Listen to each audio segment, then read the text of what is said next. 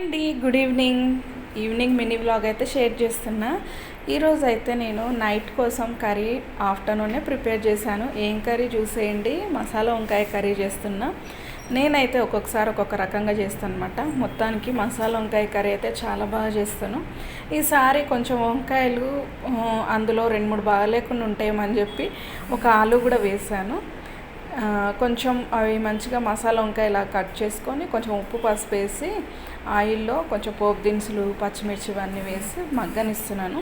అవి మగ్గేంతలోపు మసాలా చెక్క సాజీర లవంగ ధనియాలు పల్లీలు నువ్వులు కొబ్బరి ఇవన్నీ తీసుకున్నా. మంచిగా ఉల్లిపాయలు టమాటాలు పచ్చిమిర్చి ఇవి కూడా కొంచెం ఒక టమాటా 2 పచ్చిమిర్చి అట్లా వేసుకొని పేస్ట్ పట్టుకున్న. పేస్ట్ అయితే ఇంకా అది మంచిగా ఆయిల్ పైకి వచ్చే వరకు ఉడకనిచ్చి మసాలా వంకాయ కర్రీ అయితే ప్రిపేర్ చేశాను. ఆల్మోస్ట్ మీకు వీడియో చూస్తే అర్థమైపోయి ఉంటుంది. అసలు ఇంతకీ ఈ స్టోరీ బాగానే చెప్తున్నావు, ఈ కర్రీ ఎట్లా ప్రిపేర్ చేసినావో, ఇంతకు ఆఫ్టర్నూన్ ఎందుకు చేసినావు అని అంటారా.